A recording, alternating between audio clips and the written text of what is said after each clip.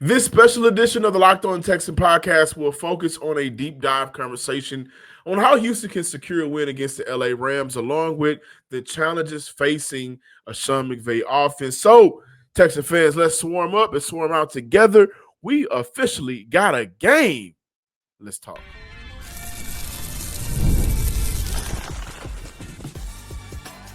You are Locked On Texans, your daily podcast on the Houston Texans. Part of the Locked On Podcast Network, your team every day.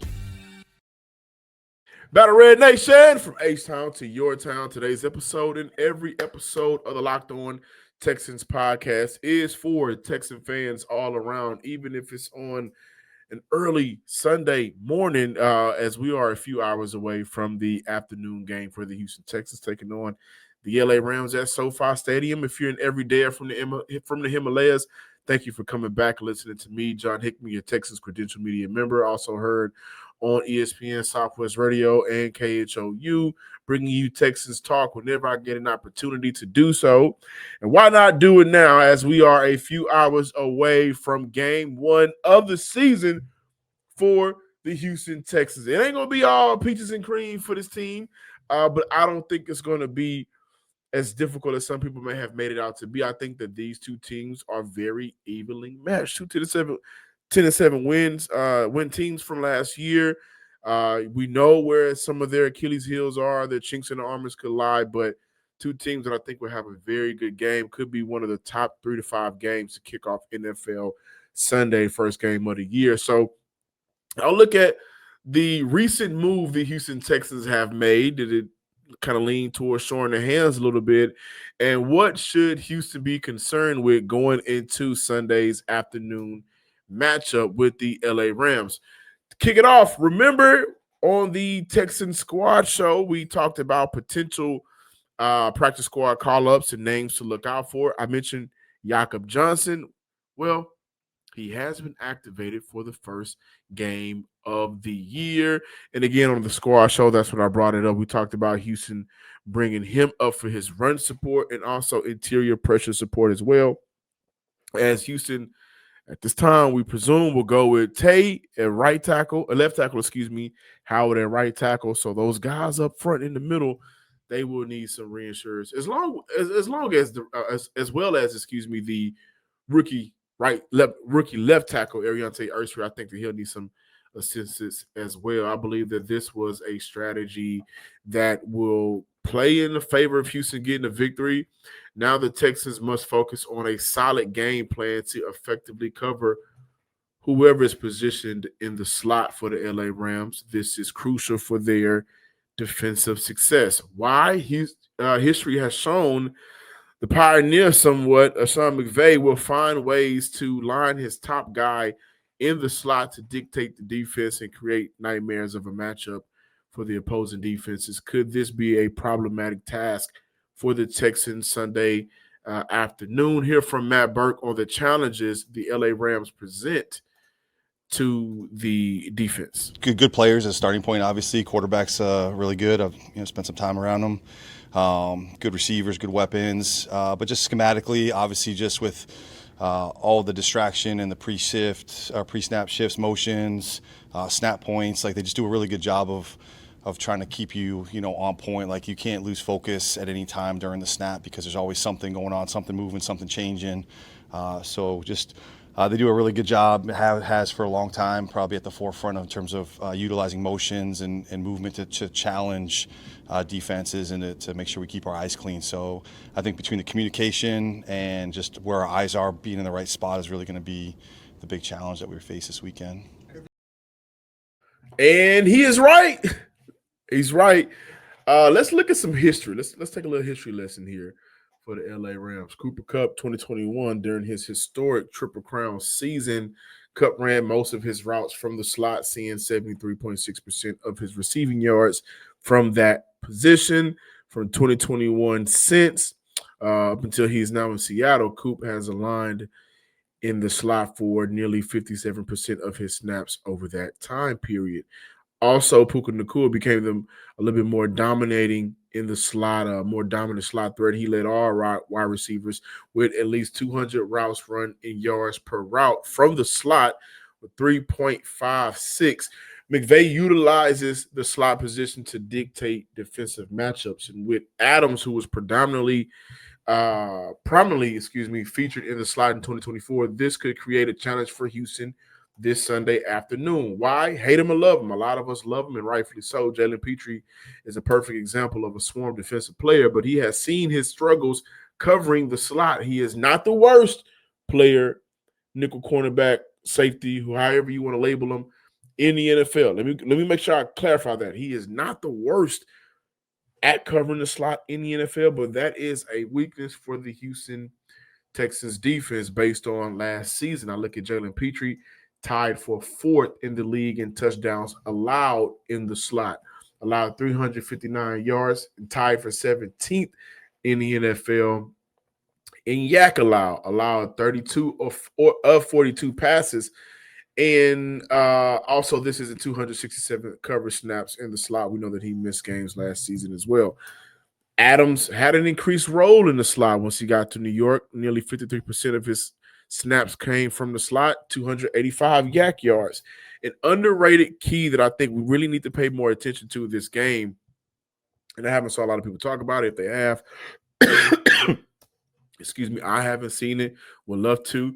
But the job that Kamari Lassiter would do in his matchup early, because if Houston can jump out to a quick lead, then maybe we'll see Ryans dial up some chaotic pressures to really force Matthew Stafford into giving them the game. Limiting yak yards matter a lot in this game because I see I see the LA Rams playing underneath to help out their quarterback. Excuse me. So they're going to have to help out Matthew Stafford because, I mean, look at it like this. We talked about early in the week when he's pressured, one of the worst pressure quarterbacks in the NFL, according to some of the advanced stats numbers. 37 years old. We understand that he's going to be needing some of that back relief.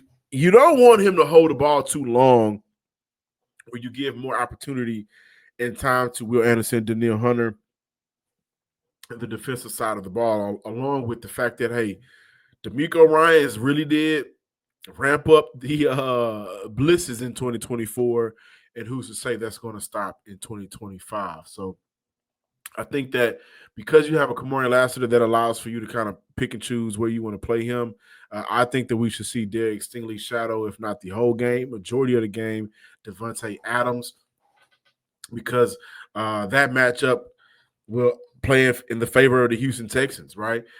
Should they play? Will we see them play Jalen Pitre back a little bit deep this game? I think maybe so. They experimented with that in practice.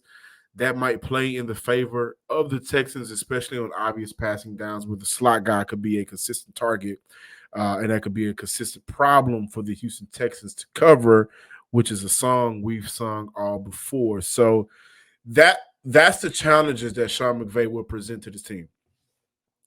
He understands that if I can create and dictate the leverage and pressure of the defense or lack thereof, then that gives my guys a better opportunity to really just get out of space and create those yak yards. I don't think that they have when I look at some of the better deep threats in NFL history of Deshaun Jackson or Tyreek Hill, like guys that you could just line up and say, hey, go get it consistently. I don't think that they have that. I don't think Devontae Adams is that in his career now. So they really beat defenses by putting their best guys into space to allow for them to kind of supplement those bomb plays down the field, just using it underneath to get to the same point. So I'm interested to see that. Now, up next, I can give LA a lot of love. LA is a well-oiled machine. They draft well. They coach well. We can give LA a lot of love, but Houston also has their advantages that we need to talk about a little bit more in depth as well. So we got more Locked On Texans talk on the opposite side of this special edition, a little deep dive of conversation on how Houston can walk away with this win. First up, this episode is brought to you by Prize Picks, the daily fantasy app where making the right call can actually pay off. You and I make decisions every day. Sometimes we don't want to make those decisions. Sometimes those decisions bore us. But Prize Picks, being right means cashing in. With football back, Prize Picks is the simplest way to get in on the action. And it's also extremely fast. Just pick more or less on 2 to 6 player stat projections. You can take your takes, all of your hot takes, and turn them into real prizes in less than 60 seconds. Also, they got max discounts, which includes Lamar Jackson, more or less on 0.5 passing yards. You know, at the very least, he's going to give you 1 yard, right? So take that. Download the Prize Pick app today and use code Locked On NFL to get $50 in lineups after you play your first $5 lineup. That's code Locked On NFL for $50 in lineups after you play your first $5 play. Prize Picks, it's good to be right. And also, ladies and gentlemen, Mazda's craft cars for those who choose to do more than simply move. They follow what moves them every time they drive, and that's what makes Mazda stand out. They go beyond safety, style, and performance to deliver a driving experience that feels alive in every details. Mazda offers more than safety. It's won more 2025 top pick safety awards than anyone else. As an athlete focuses on every detail, Mazda does the same, from metallic accents to hand stitch Napa leather. It's the small details that make the big plays. And just like there's more to every player, there's more to a Mazda vehicle. Mazda, move and be moved. Locked On listeners, we got to look at the Houston Texans just having things that's going to play out in their favor. And I think it's important. Like, this team, they did a very good job, I think, being intentional on, what they need to be better at. So let's talk the Texans' advantage, a little bit deeper dive. Side note, Danielle Hunter is a half a sack away from becoming the 15th fastest player in NFL history and the fourth fastest active player to reach 100 career sacks, doing so in 137 career games. So we need to keep an eye out on that. Also, interesting stat that I got from our guy AD over on the H-Town Rundown podcast. The Rams are 1-5 in games where Stafford was sacked more. Where Stafford was sacked 3 or more times. Witherspoon and Jackson are both on the Rams injury report. Jackson, I expect to play. Witherspoon, the cornerback, I don't expect to play. Now, what are the advantages for the Houston Texans? Well, I mentioned the activation of Johnson at fullback. I think Houston will try to challenge the Rams on the ground. I think this is the first move in the Nick Caley versus Chris Shula chess match. Through weeks 1 through 5, the Rams allowed the most rushing yards in the NFL. They allowed 4.8 yards per carry, bottom third of the league. Well, they ended the year allowing 4.6 yards per carry, 130 yards per game. And as much talk as there has been surrounding the Rams' defensive front, Brandon Fisk, Jared Furst, Young and those boys, they have a chink in their armor. Only 4 games in 2024 they didn't allow 100 yards rushing on the ground to the team. They had games of 163, 231. These are area code numbers. 163, 231, 314, 143, 285 rushing yards. Like, that's their production of last year. 163 yards, 231 yards, 314 yards to Saquon. I think Saquon had 200 of that. 143, 285 rushing yards. So, yeah, we know that they are a great team at getting after the quarterback, more so creating and causing pressure on the quarterback. That being said, Nick Haley knows, hey, those guys, they struggled last year with stopping the run. Hello, Johnson, a clear way to help Houston have that reinforcement on the field, man. We got to keep in mind that the Rams added big Poona Ford, Ty Hamilton in the draft to help with this, two big guys inside. I think adding Johnson will end up being an underrated move. I really do. Plus, the preseason was a good indicator of what this offense will look like. A lot of moving quickly, tempo, living underneath until the time is right, and not dying by taking those big shots down the field. I think we're going to see a solid performance from rookie Jalen Noel. Honestly, like, so you like what you can't do is teach speed. You cannot teach 4.3 speed in the open space. You just can't. Either a guy has it and he get those opportunities to be in space, or he doesn't. If Houston runs the ball at a 4.2 yard per carry, averaging up, and live in short down situations, and I'm talking about just consistently 3rd and 3, 3rd and 4. Like, guys, remember, this was a team that faced the most 3rd and long situations, and the long would count 3rd and 7 or more in the NFL last year. So 3rd and 4 is a major upgrade. And week 1 matchup against the LA Rams will be I think the first test of this. Will they be able to run well against that defense? Will they be able to just take what the defense is giving them?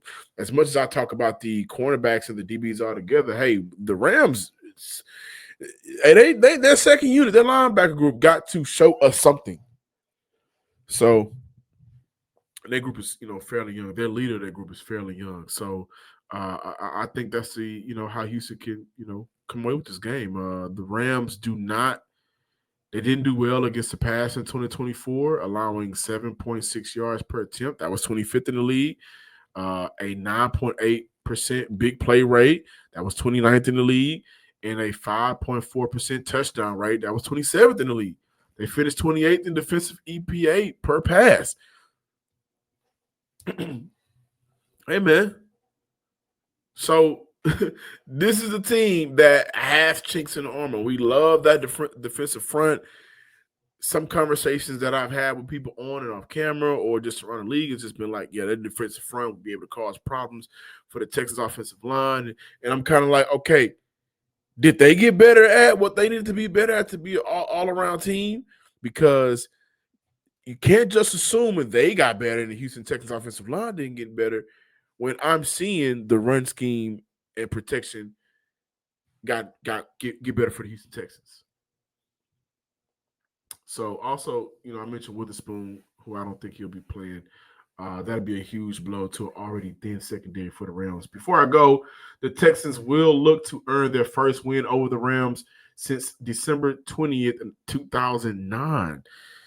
Man, I was a senior in high school. The matchup marks the 6th all-time meeting between the two franchises. The Rams lead the series 4-1 with 1 interception on Sunday against the Rams. Cornerback Derek Stingley Jr. would have 11 interceptions. That would tie safety Andre Howell for 4th most interceptions in franchise history, passing cornerback now Detroit Lions head coach Aaron Glenn and cornerback Marcus Coleman.